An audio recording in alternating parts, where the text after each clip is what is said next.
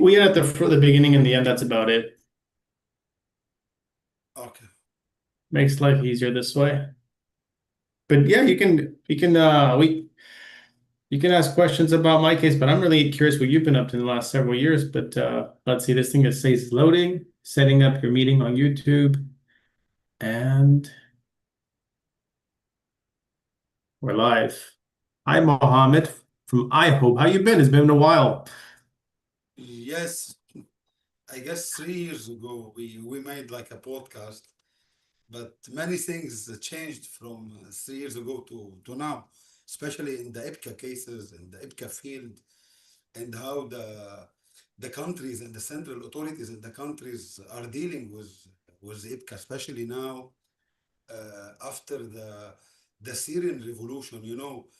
Since the Syrian refugees in 1911 until 2019, many of Syrian Vagues went to Europe. Now, many of the Syrian are coming back to Europe, and they are taking their children with them.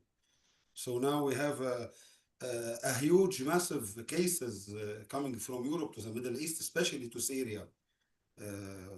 I dealt recently, just in 1 week, with like 5 cases from Europe to Syria. And Wow. this is a big number. So it's reverse migration. Now they're returning back to Syria, and there's complications with the kid situation. So is there Exactly. laws in place to help out, or this is chaotic right now because of the laws in place currently? No, it's very chaotic because, as you know, Syria, like many countries in the Middle East, are not signatory to the Hague. So there's no role to the central authority. There's no central authority in the Middle East. And since any country are not ratifying the Hague Convention yet, it's very, very hard to bring back the children. It's very hard to locate them. It's very hard to connect with them. So yes, now the laws can be able to help, especially in Syria or in Lebanon or in all the Middle East.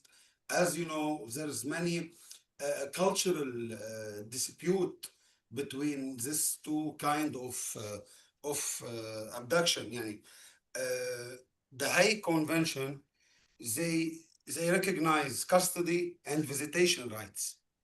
For the Right. Middle East, they recognize custody for mother and wilaya for the father.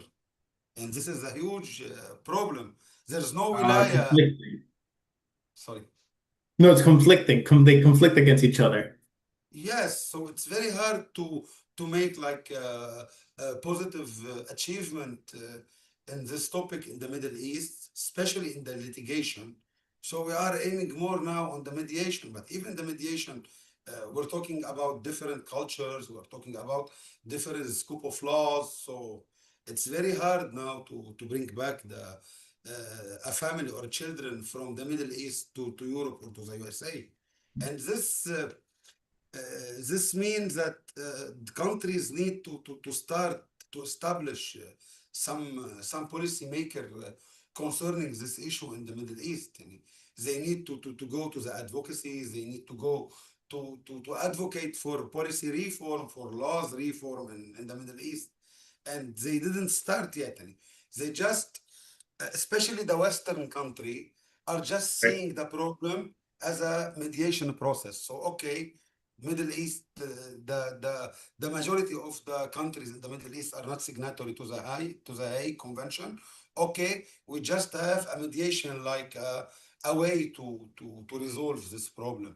And you know, with the numbers, mediation can achieve a good end, like between 9 to 12%. So Yeah. it's a very crucial problem here in the Middle East. So I'm assuming then, since in the Middle East the majority is the law favors the men, is it fair to say that the men are the ones who are taking the children from Europe and bringing them back to the Middle East, and the mothers are staying in Europe and have no access to the children? Is that fair to say?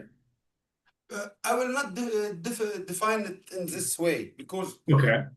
as I told you, it's due to the different cultures here in the Middle East. they divide the rights of a child to custody, to wilaya, and to best interest. So they differentiate here in the Middle East. They differentiate between the right of the mom for the custody. So the mom, she is the custodian, but also we have another definition. It's called wilaya.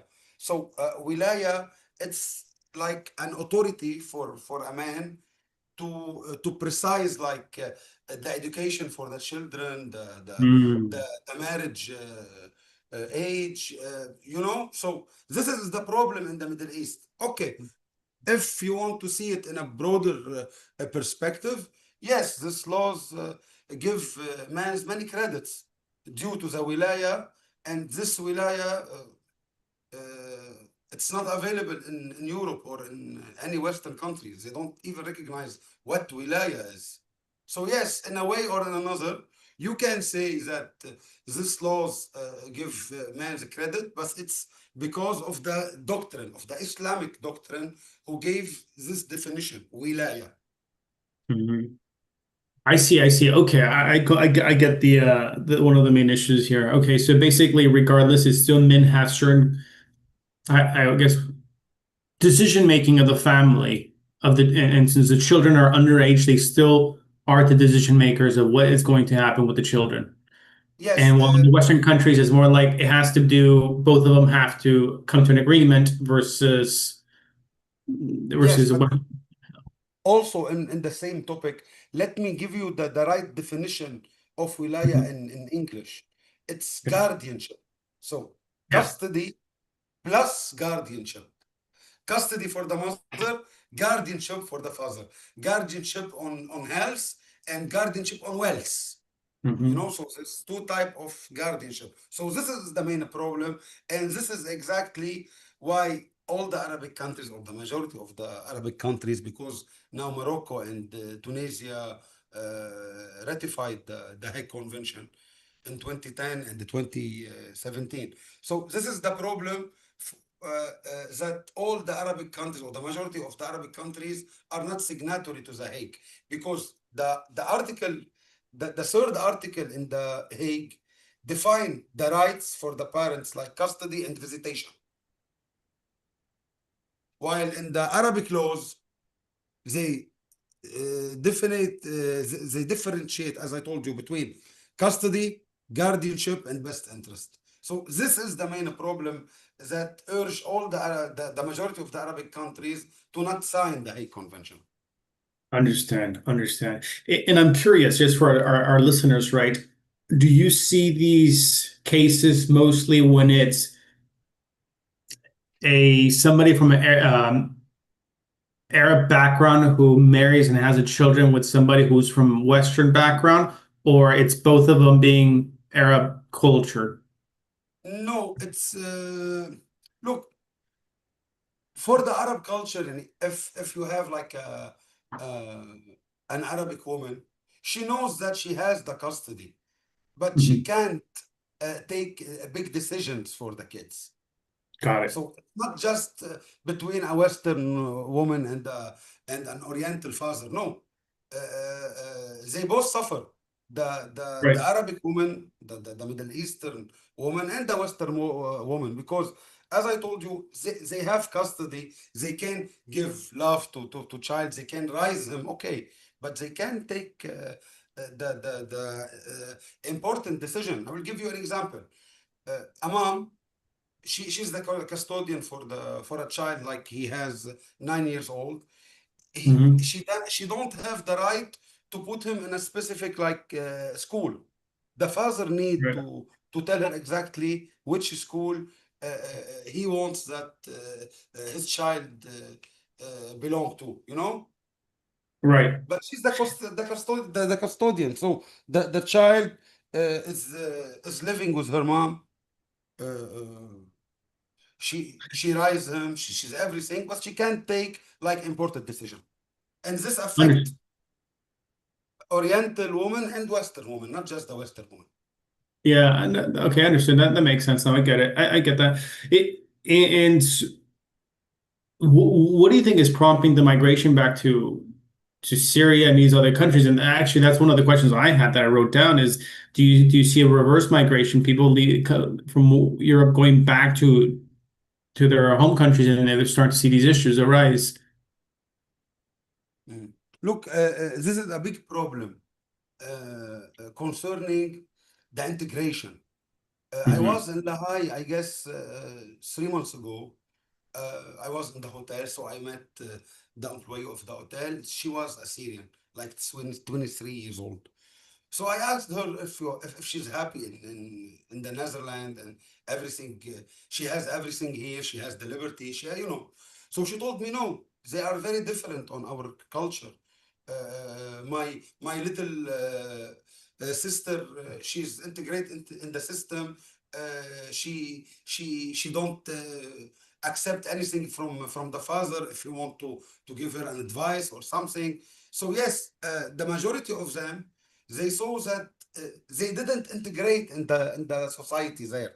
So once Syria, the revolution in Syria had ended the last regime, you see now many young fathers are coming back to Syria.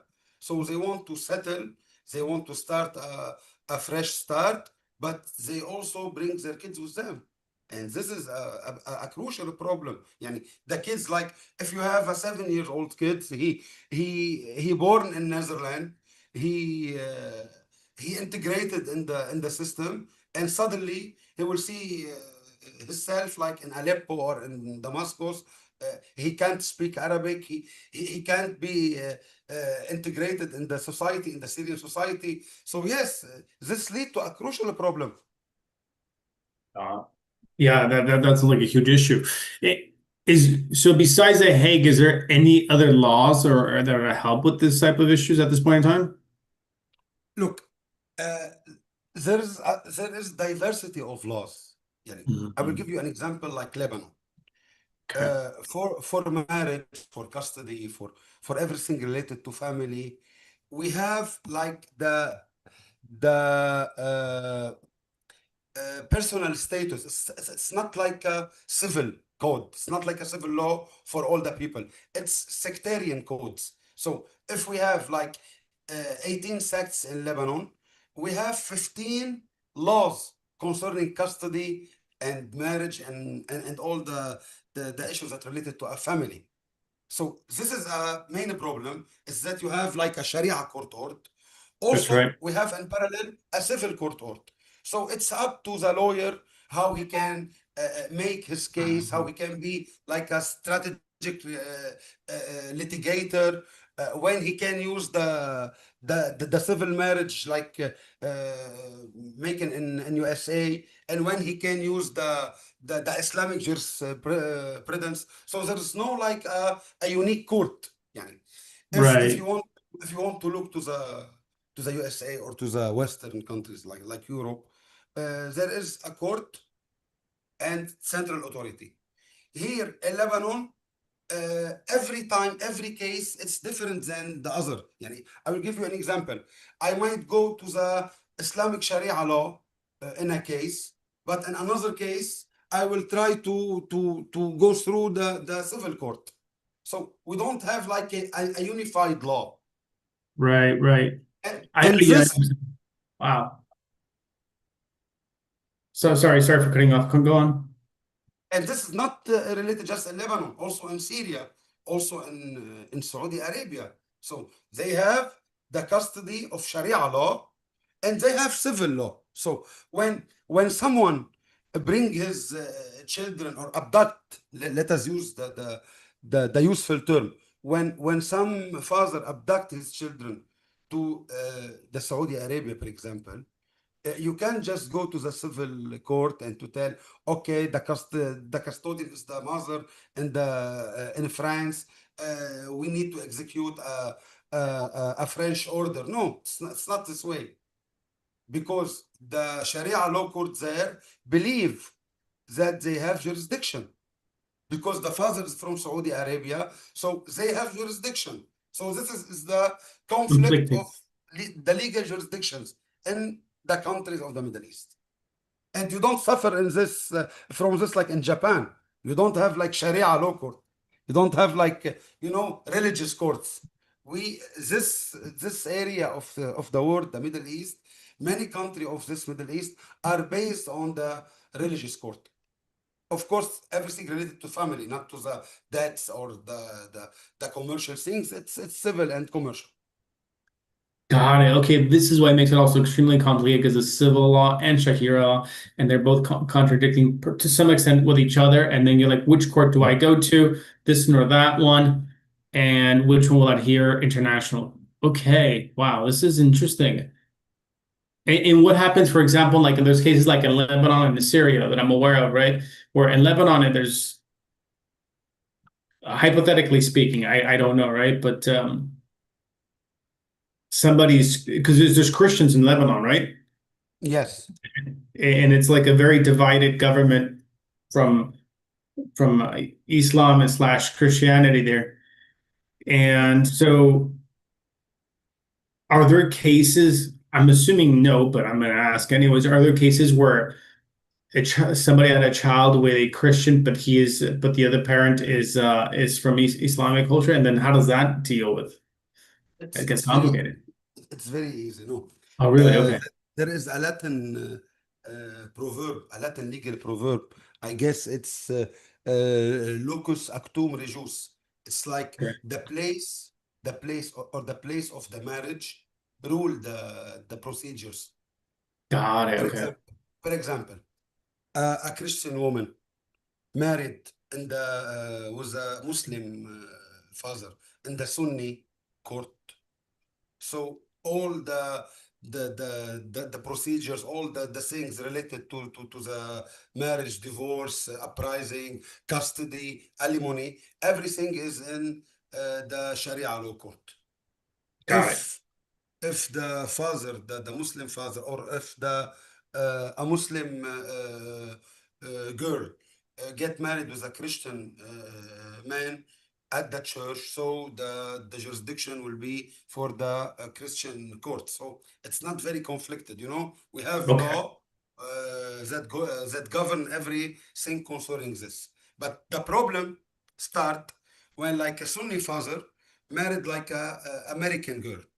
So this American woman will come to Lebanon. She will be surprised that there is many jurisdiction. There is a civil jurisdiction because they got married in the USA.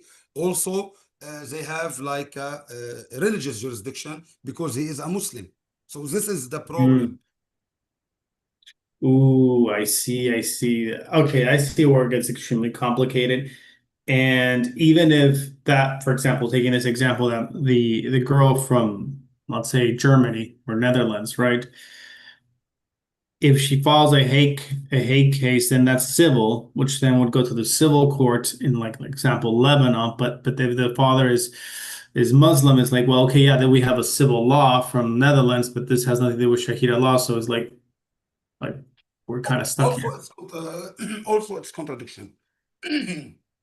If the father make the first marriage in the Netherlands, so they made a civil marriage in the Netherlands first, the jurisdiction will be for the civil court in Lebanon. So it's easier. But Mhm. if the father if the father made like a Islamic marriage, whether in the Netherlands or in Lebanon, before the civil marriage in Netherlands, the jurisdiction will be for the Sharia law court. Jeez, okay. Okay, so I will give you an example on cases we won in it. Like we had a couple, a Lebanese married an American woman. They married under the civil law in America. After 2 years, when they come to Lebanon, he wants to maintain culture for his family, so he made another marriage, another Islamic marriage. So in this case, we have an American civil marriage in I guess 2017. We have an Islamic marriage in Lebanon in 2020. before COVID. On 2023, they had a problem, family problems and all these things. So he abducted the children to Lebanon, and he referred to the Sharia law court. Mm. But as the lawyer of the American woman, I objected. We didn't. We objected for the Sharia court, and we just prove that the jurisdiction is for the Lebanese civil court because the civil marriage was before the Islamic marriage in 2 years. So Ah, this is what I told you at the beginning. ah. There is no like common articles. There's no like unified procedures to bring back children. Every case has Is its uni- aspect. Very good. So, question on that. And sorry, Mohammed, for interrupting. But is there like, for example, civil law is like you were as an example you used earlier, is like commercial law, like it transgresses borders, right? Goes cross borders. Is there a something similar with Shahida law, where is there like a international um jurisdiction that like, hey, like we reached all borders? Have you No, is it something very definitely similar? no. Definitely no. The Sharia jurisdiction is only national, is only domestic. Okay, because there's several countries that practice, so this is why I Yes, was. even for the civil country, the Sharia law are just related to family, not other things. So if you have any other topic than family, it's all in the civil. Even as in the precedent case, as I was telling you about the American case. Even when we went to the civil court, we didn't find or we didn't apply like a Lebanese civil law because Got it. civil law concerning the family. We applied the American civil law in the Lebanese civil court. I see. Okay. Okay, Did you that understand makes the sense. point? So we Yeah. don't have a unified civil law for citizen here for family. But of course, we have civil law like France. We have almost the same code civil in Lebanon and all and everything else than the family matters. Got it. Got it. And I'm curious, so how's the law, either way, the civil Shahira law handling when one of the parents, as an example, that we started earlier, was living in the Netherlands and then he's like, well, actually, I don't like it anymore. I want to go back to Syria, right? Because if the other parent doesn't want to go back, it's like obviously that's where conflict arises. The divorce is like, so what happens? Where does the child stay? Because now it's like it's torn between two countries very with vast distance apart. When he get back to Syria, all the Syrian law are only applicable. They will not refer to any international law. They will not refer to the Netherlands law Wow. because they assume that because he is holding the Syrian citizenship, they has jurisdiction. Okay. It's very clear for them. So Um, once you have a Syrian or a Lebanese or a citizenship, you have jurisdiction in Lebanon, and you will not look for the international jurisdiction or the Netherlands jurisdiction, for example, unless if you don't have like a Islamic marriage, So mhm. it's like a reality. It's like a common sense. Everyone coming back to his country has jurisdiction. Oh, wow. That makes things difficult for the person who is left behind in the other country then. It's very hard for her or for him. They don't know the domestic laws. They don't have access to children due that the country are not signatory to the Hague. So there's no central authority.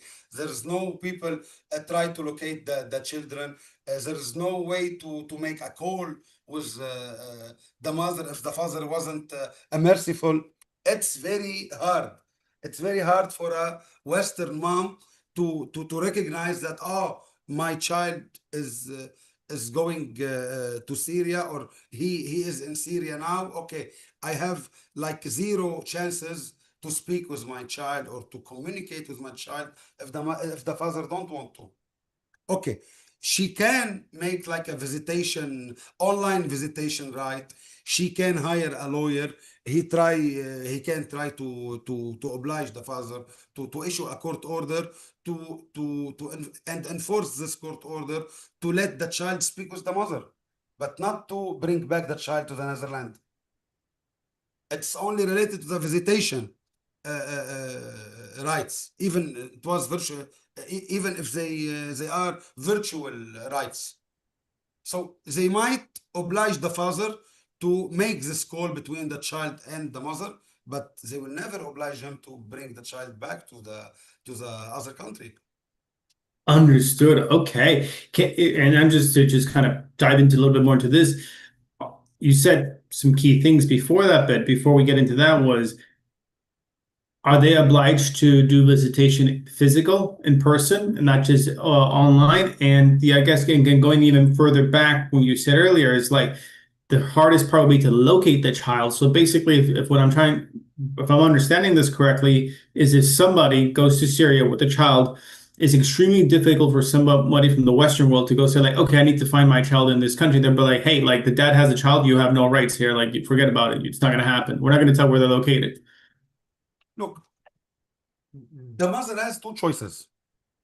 First, she has, if she hired a lawyer and if he works in a good manner in this laws and in this court, he can issue a virtual visitation right. But also, the mother can come to Syria and she can claim custody in Syria if the child has all the requirements that she has all the requirement to take the custody, but she can't never leave the country with the child. So she can speak with the child virtually when her lawyer can make a lawsuit concerning that, and also she can come to Syria and claim for custody. So she can raise her child in Syria, but she can't Wow. bring back the child with her to her country. Also, she can come and exercise the visitation rights in physics, in person. Like she can ask the judge to let her see the child in a hotel like 3 to 4 days, and the judge will take all the measures to protect the child from not kidnapping again. So she has rights in the visitation rights, whether virtually or whether in person. Also, she can claim the custody if she has all the requirement, and she can raise the children in Syria or in the country where the father kidnapped the children in the Middle East, whether in Lebanon or in Syria or in Jordan, but she can't bring them back. Understood. Understood. So basically, yes, she can see the child physically in person. And if she wants to actually take some sort of custodial parental, she must stay in the country where the father is located. And I guess the question becomes is like, what is, I don't know if I should even use the visitation slash co-parenting word, co-parenting here, but what would it look like hypothetically if this woman were to move from Netherlands to Syria? Like, how often would you get to see the child? Okay. We are assuming that the mother had the divorce with the father.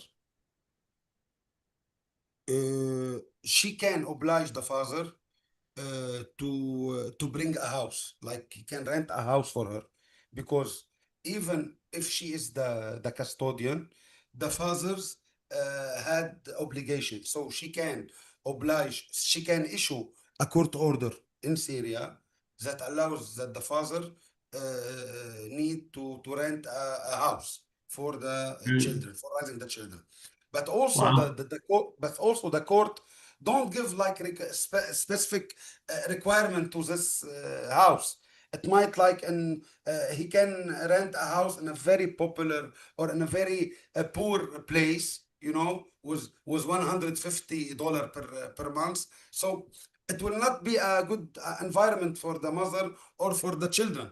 So the court will grant the mother like a court order that oblige the father to pay, but they don't like specify the requirements and all the ambience and all these things. Correct. Okay, I can see it can be a very dangerous situation for the mother and for the kids if the father is Exactly. being hostile. So the mother, when she will see this happening, she would rather to get back to Syria to her country because she will not move on. Yani she can't continue alive in a bad environment, you know. Mhm. I understand. What if let's say hypothetically the mother could, she gets a job in Syria, gets a nice apartment or something, She and can, she she can. can, yes, she can. Okay. Okay.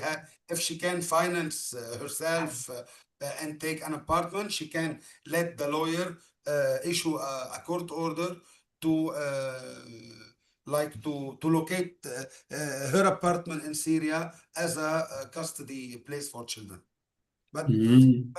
let me tell you where exactly you will face a problem when the mother can't locate exactly where the father is living. So if you can't locate where is the place of the child, you can't locate the court who has jurisdiction, and you can't Yeah. hire a lawyer. Mm. Got it. Uh, Example in the USA or in some Western country, they have a job like called a private inspector or Okay. something. Private detector.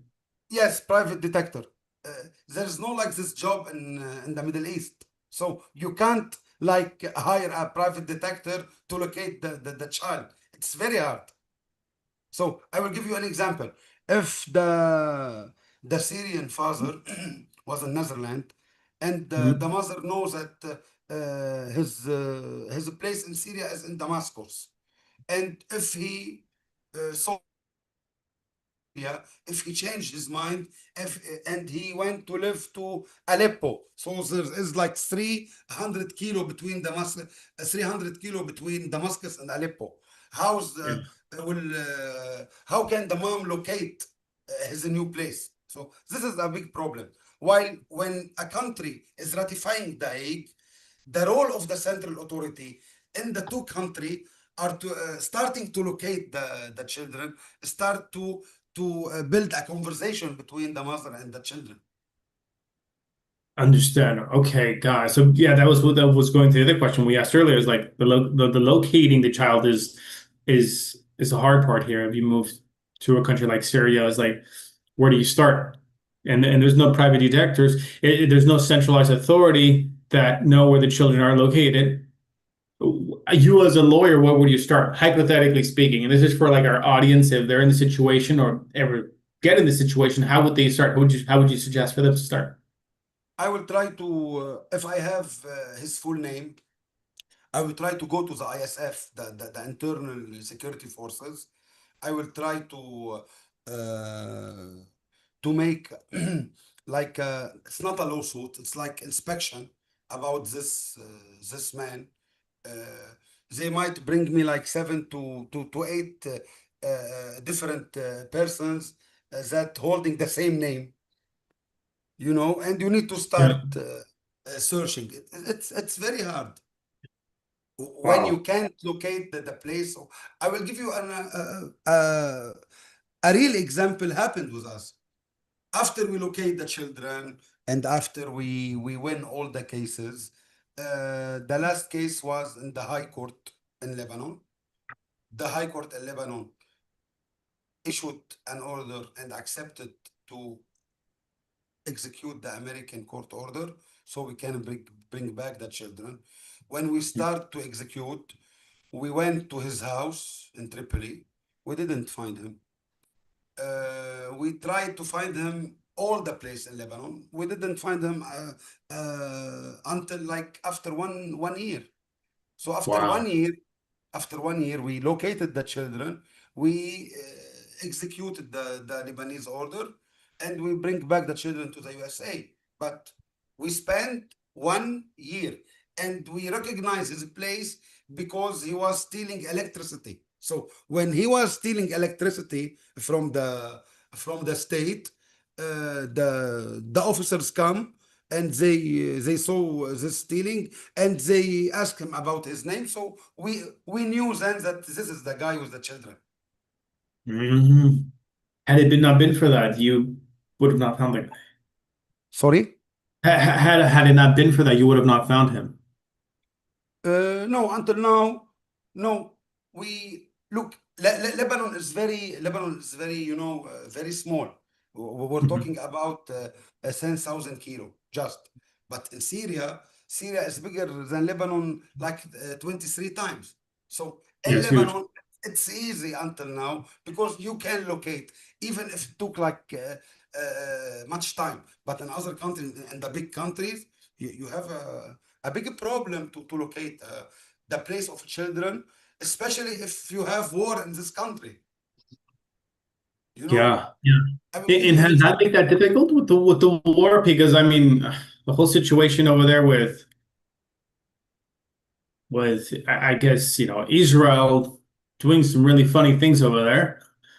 Um, is that complicating like migration and spilling over into where there's separation of families? Uh, yes, of course. Because of war, you will face separation, you will face migration, regardless from where the war, even started from Israel or from Iran or from any place. Uh, every country has a war. They will have much maximum numbers of separation and of immigration and of abduction also. Yeah, that's very unfortunate, right? So I'm curious. So, and this is actually a good question. So, would Syria, we go for Syria, for example, right? It's Islam is Sharia law and either civil law, right? And same applies for Jordan, Lebanon, Saudi Arabia, and what other countries in the Middle East? Qatar, Okay, uh, Qatar. UAE, Bahrain, Kuwait, Egypt, I guess, many countries. Okay, the entire area. Okay. Yeah, I know that your iHOPE has been involved in a lot of conventions trying to make or push forwards basically the rights of children, right? In what areas have you made a lot of progress over the last several years? As we are operating from Lebanon, the the best answer will be that we are making a very good impact in Lebanon. Just 20 days ago, we execute a long workshop to teach 20 lawyers how they can work in this IPCA cases. Since, as I told you, Lebanon don't recognize IPCA as a crime, International Parental Child Abduction. And this workshop was funded by the U.S. Embassy in Lebanon. Also, we're making changes in Jordan and also in Syria. We're starting something in Syria. We're building. We are trying to build a good connection with many law firms in all Syria, so we can help all the left behind mothers, the Western and the American left behind mothers, to to hire the good lawyers there, and so you will have good chances to bring back the children from Syria. We're working on the policy reform. After 1 month, I guess, from now, yes, the 21 of August 2025, we will launch the national campaign for signing the Hague Convention in Lebanon. Oh We're wow. working with the Tripoli Congrats. Bar Association. Yes, we had much to make in Lebanon and in the area. We went also to Qatar in February 2025. We made a workshop for the U.S. consuls in the region, all the Middle East region and Qatar, uh, on the international pattern child abduction. Now we are engaging more people in our platforms The Lebanese community now can know exactly what is IBCA. We are trying to make like a policy reform for the laws here. I met many parliament, many congressmen in Lebanon, and they are eager to make a bill draft concerning IBCA. So yes, things are move on very fast in Lebanon and Syria and the whole region. Also, we will have a communication with Egypt on November. We might also make like a advocacy campaign in Cairo in November. We are organized it now. Ah, in Egypt as well. Is that a huge problem in Egypt? I mean, we have the whole issue in Gaza Yeah. right now, and all those. I think about all those poor children. Like, what's gonna happen there? Do they have It's family members? sorry. Like, I think about those all those poor children in Gaza. Like, what's gonna happen there? I mean, do they have family members? Does international law have help in here? Does iHOPE helping in any way to try to find their families? This is purely politics. Yeah. Uh, we work in the IPCA topic. We don't work in the Oh, I political see. topics. Yes, Yeah. it's a massacre there, and we of course we are looking to this massacre was, when you feel that you are in the 2025 and there's no humanity until now. It's very weird. It's very weird when you read and when you look for the international laws, the liberty and the humanity and all the things. And when you look to Gaza, you will see that they are treating Gaza like a zoo. It's very disappointing, but it's political, and I hope don't interfere in political issues in the whether in the Middle East or in the world. Got it. Got it. Okay. Yeah. I was just thinking about those children, right? I don't know if they have parents who are living abroad who probably can't even get in there No one or can get in or get out anymore. It's not just the children, all the uh, people. No one can get in or get out because the Egyptian government are closing all the doors, and they have in the other way the Israeli. They are bombing the land all the time, so they are stocking. It's not just for children; it's also for the the adults. the adults. Yeah. And Yeah. Everybody there in that May, region. It's may unfortunate. God help them and protect them and end this massacre, this unhuman massacre. I don't know how we can deal with humanity after we saw all these pictures. It's really really embarrassing. It's really disappointing. You don't have, even in English, you don't have the words to or the expression to describe what this inhumanity and this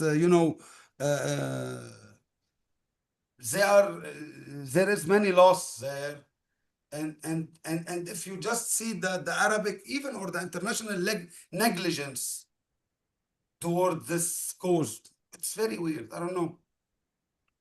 Yeah. I May God completely agree help with us. everything you said. I completely agree with everything you said. It's it's a very difficult topic there because I don't even want to know how international law or local law would work between an Israeli and, let's say, somebody who is non-Israeli for a child abduction. Do you have any No, experience in that? there's no any case like this Okay. in the Middle East. No, I'm assuming this would be out of jurisdiction of civil law and Sharia law would not apply around there. no, Who knows no. what happened there? There's no marriage between Israeli and other Arabic. It's not like between Christian and Islam. Okay. We in whether in Lebanon or whether in all the Middle East country, it's very normal to see a Muslim guy or a Muslim girl get married from a Christian girl or a Christian man. It's very normal. This is Oriental, and they've been there in the same place since 2000 years. So it's very normal to see this picture. I doubt that in every family in the Middle East they have this mixed marriage.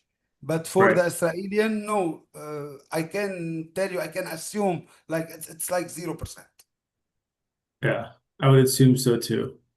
But I have to ask for our audience if you've encountered a case like that. But it sounds like the answer is no, absolutely not.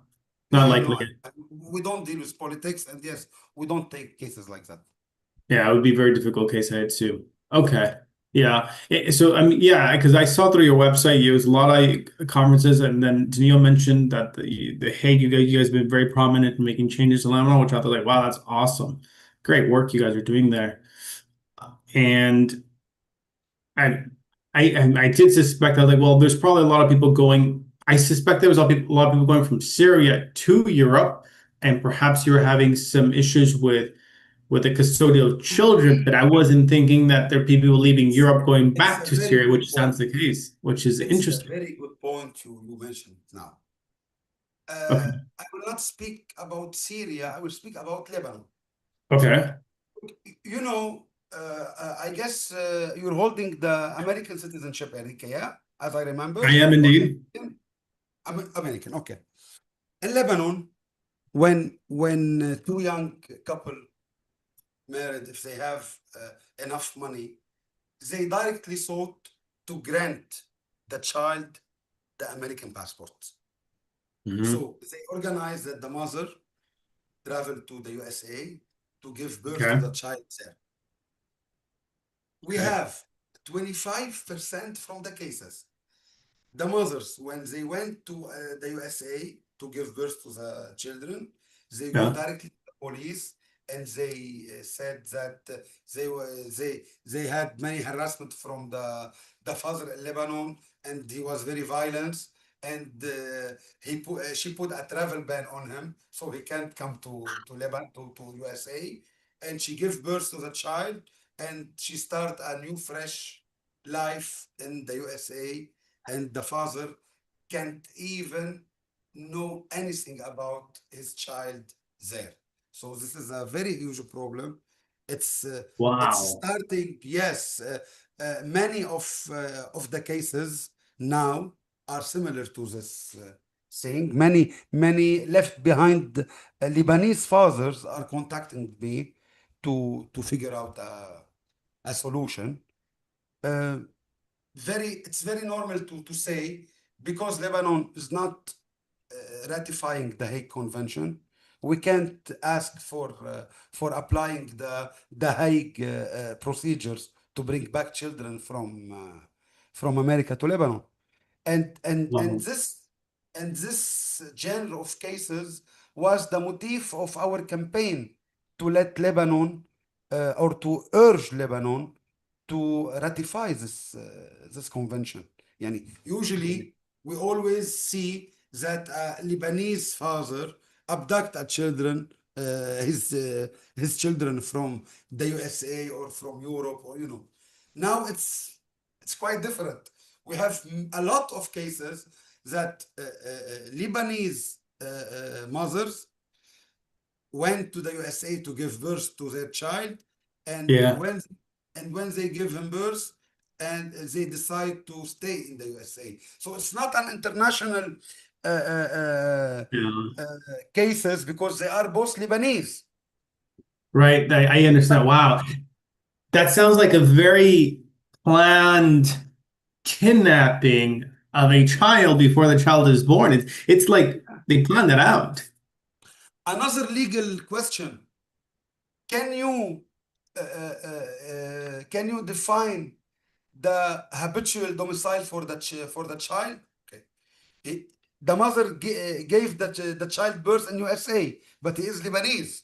So can you, in a legal perspective, as a lawyer, I'm talking as a lawyer, we Yeah. How would you do we that? can we can't exactly, we can't know, or we can't assume 100% what is the country that the child has an habitual domicile in it.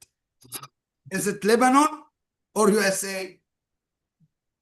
And you bring me to another question. I guess I'll ask you as a lawyer, right? But I'm just thinking in my head right now. There's so many people who do exactly that. They're pregnant, 7 months pregnant. They go to the United States. They give birth to the United States, right? It's not just Lebanese, but several people across the world. Now, my question to you as a lawyer is like, so if the Hague was in place, would it apply? Because technically, right, because they want to know where was the residence of the child at the time of the before the time of the adoption, but the child wasn't born. It's like so. Exactly, exactly. And I had the same question like you, but the European courts, I guess they answered this question. Many European court order, many jurisprudence mentions that the place that the child born in it, it's the habitual domicile. I'm not defending this answer. يعني as a lawyer, I don't with I can't tell you that I am with this answer 100%, but there is many court orders, many European court order, also American court order, define that the habitual domicile of the child is the place that the child born in it. Wow. Now, I'm asking here as an individual, and hope maybe our audience may have this question later on, but in the United States, I'm aware that it's not mandatory to put the father's name on the birth certificate. So that becomes an issue here if you're trying to get custody. So if I'm not on register as a father, I have an order for no flight, no entry into the country because of domestic violence. So this is basically I'm blocked. This is what's happening exactly in Lebanon now. Many fathers try to contact me to figure out a solution because the mothers registered the child under her name only without any mentioning to the father. So Yep. the child, he will grow without even knowing who is his father or from which country. If the mother won't tell him that he is from Lebanon, actually, he will not know. It's Wow. it's very weird and very hard, and this problem need a very important resolving to it. We need to we need to advocate for this issue because it's very hard to bring back a child to Lebanon or to any other country Yeah. because the mom can register the child only on her name. So there, so the father didn't exist, he's never exist. It's not. Yeah. And I'm just thinking about, and in terms of the United States, and I know the United States, so I can speak on behalf of the United States, is it's first of all, it's a huge country, so good luck finding somebody the United States, and then they go somewhere else. Second, I know that birth certificate records, it's only at the municipal level, which is localized. It's not on the national level, which then makes Exactly. things even more difficult. So you need to know exactly which municipal level to go look for the birth certificate, and then they're going to ask you, well, do you have a court order? Are you the lawyer? Well, how do you know this specific record? Are the father? Like, where's how it shows your name? So it's going to be extremely difficult for you to even get that information without knowing Exactly. precisely by the time you get there. Exactly. And because of that, they hire a private investigator, So, And that's difficult. What if, like, let's say, like, listen, I went to New York, but she actually went to Florida. mm, yeah. So the father will not see his child again. Mm. What do you, as a lawyer, what would you propose for this to happen? How can somebody protect themselves in this situation? Because see, like somebody like me, right, who wants to be a father. I mean, again, I am a dad, but I would like to have more kids. And now every time I think about a relationship as such, I'm like, well, this is tricky these days. Things are quite tricky as a man. And it sounds like in the West, at least, I'm not sure in the Middle East. I cannot speak about the Middle East, but I would say in the West, it's like as a father, you're treated as equivalent as trash. Like they don't really care about you. You have the experience, Enrique, so you are the one who can answer this question because you experienced this, and I can understand this feeling. But yes, it's very crucial. It's very crucial for a father, so to feel that he's left behind and he has no idea where is his child, how is growing. It's very hard, I know, but emotionally, you are the one that can answer this question, since I know your case, and I know what you've been in, and what you faced. So I guess a lawyer Oh, can't answer this question more than individual. right, right. I mean, I'm thinking from the legal perspective, what do you think Okay. we should be looking at the laws in terms of change? Okay, from a legal perspective, he need to go with the mother when she want to give birth in America. He can't leave her, because when he leave her, if she decide to not back again, she will not back again. I agree. Okay, I see. So basically, you must be there. You must be at the birth. You must register yourself as a father. As those are the things that you must do. Look, I know a case uh, from Lebanon. I was very happy to know 2 weeks ago from the father that he was able to bring back his child to Lebanon. He went to the So, American court. He issued a Lebanese court order that he is the sole custodian, and that he can exercise the custody in Lebanon. He takes this Lebanese court order to the USA, and he issued a execution court order from USA to apply the Lebanese court order, and he succeeded in this. I was very wow. happy for him, but even he succeeded. But this, this like 1 to 2% from the cases. It's Yeah. very, very, very hard to bring a child back from USA, especially when he was born in the USA. So yes, I was happy for him. I asked him what he did, and he told me that he issued a Lebanese court order, and he tried to execute this Lebanese court order in the U.S. Courts, and he succeeded. Okay, But so he had that's the will. He yeah. was a fighter. He was a fighter like almost 2 years. Oh wow. Yeah. It was a child born in the Lebanon or was a child born in the United States? Yes, exactly. It's a very good question.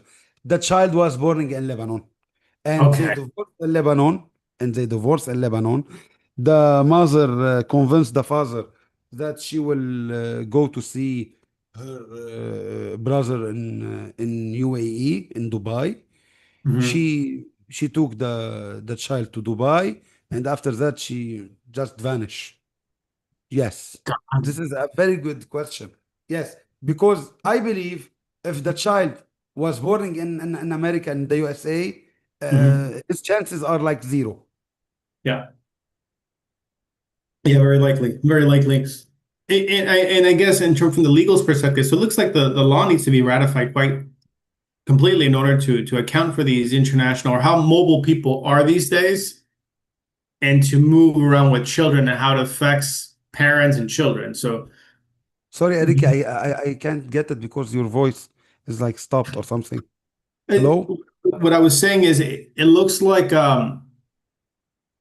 with the ability of individuals to move easily from country to country has brought a lot of problems in trying to keep a family together even after divorce, right? Or allows for one parent to take the child wherever they want if they don't want to give access to that other parent.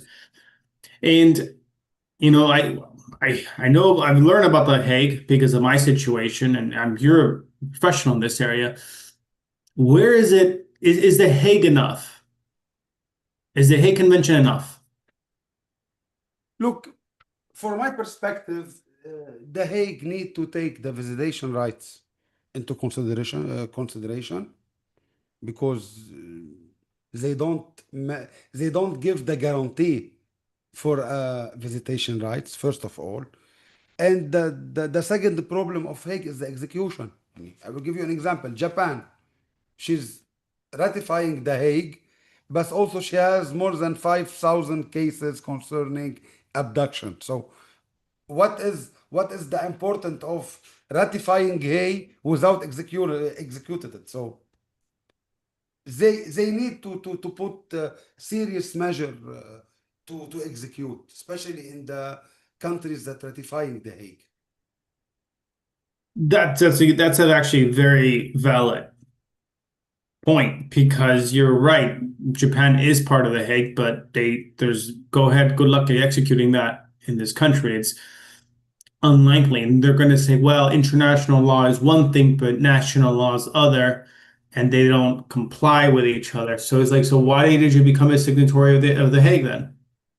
Also in India, you have more like, I guess the last statistics was they had more like 70,000 cases, IPCA cases, without executing. I guess I read something like this in a report. I will try to remember the report and send it to you. But yeah, يعني, what are the benefits of ratifying the Hague without executed? It's the same when a country didn't ratify the Hague. So, you know, Exactly. the only addition is the central authority. So yes, you have a central authority in Japan, so you can contact the central authority. They can locate the child. They can organize some calls between you and the child. Yeah, but on the real ground, you can't execute, and you can't execute the Hague Convention, so you can't bring back your child home.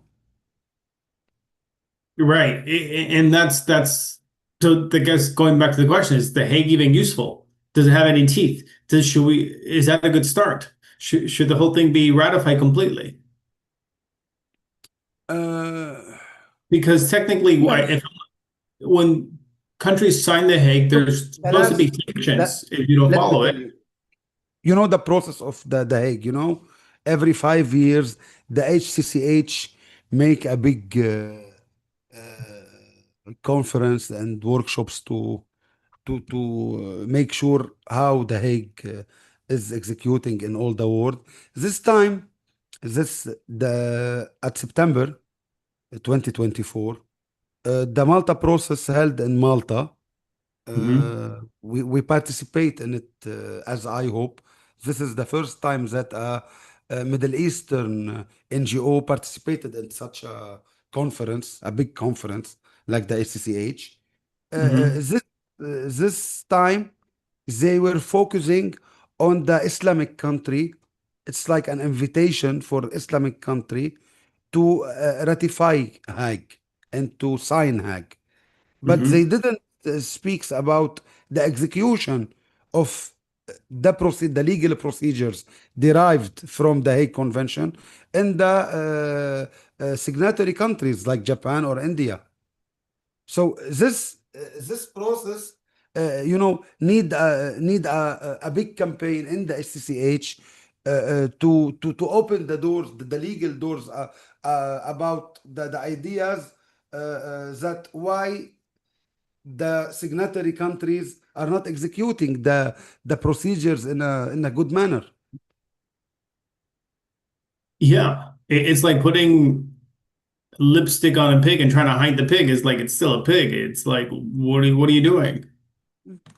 Huh. Look, the main problem until now, you had find my parent, and many NGOs, and we know also many NGOs.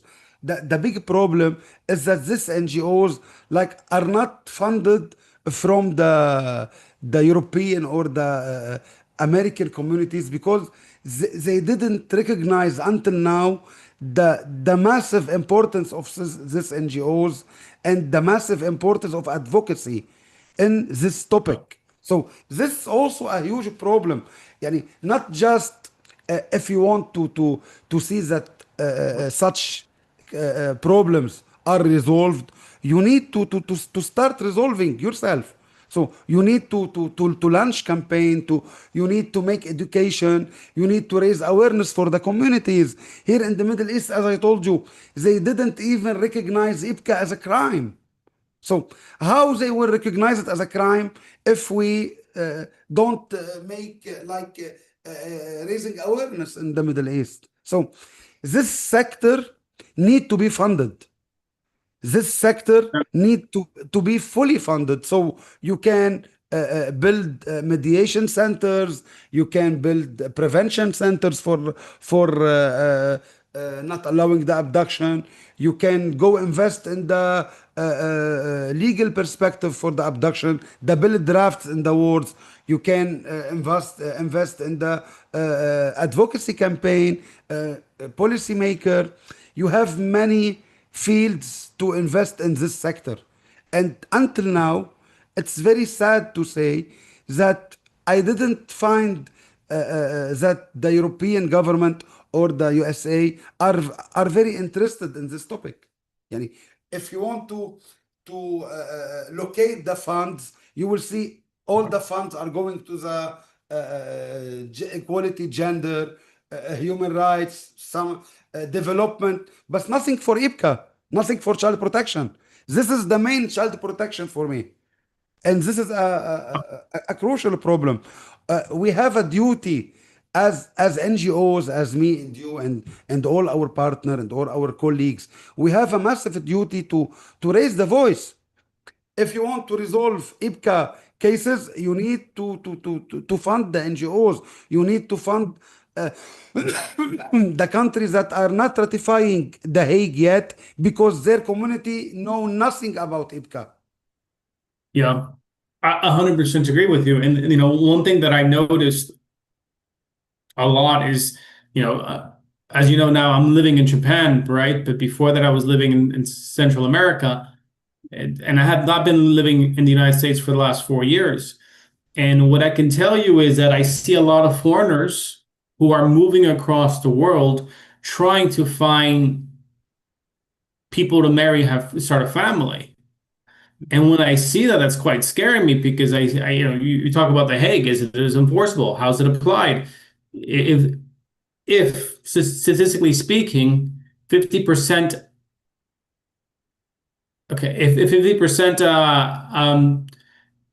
of marriages end up in divorce, and a lot of people going abroad to have relationships and start a family, you start to look at like, is this going to right now? It's a micro issue, but as things start growing, people in the West, you see people in Europe, people in the United States are not having children, and these men want to have children. They go outside the US to have children. It's like, this is going to create a huge issue. We're talking in the next 10, 20, 30 years. Exactly. And because of that, you need to raise awareness in these topics. Exactly. You just see how massive are the problem, you know? And because of that, we need to make this raise awareness in the communities. We need to give them guarantee that they will not lose their children. Yeah, I 100% agree. 100% agree. In closing, Mohammed, it's been a pleasure having you. Thank you so much. Is there anything you want to tell the audience where they can find you, more information about yourself, your organization, iHOPE? Thank you very much for hosting me today. They can follow us at iHOPE.world, www.ihope.world.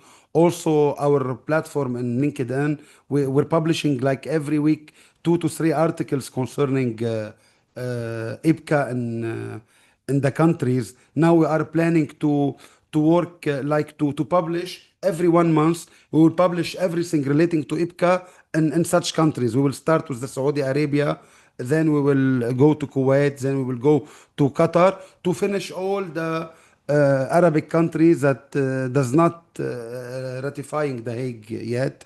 Also, I'm happy for making this podcast, Enrique. You always find my parent, always raise the voice. And this is what is much needed. We need NGOs like you to raise the voice, to advocate properly for this topic, because this topic is growing day after day after day. You can tell from your family, from your friends.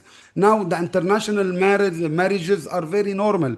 You will see that your friend the majority of your friends are not now having marriage with American. They having marriage with European, with Indonesian, you know. So this problem will grow day by day. And if we didn't collect all our efforts in this field, if the countries are not ready to fund these NGOs, to start all this campaigning and all this lobbying against this crime, we will had a much worse situations than even now. Thank you very much, Vicky, for this podcast, and looking forward to see you and to collaborate between iHope and find my parent in different topics in this field.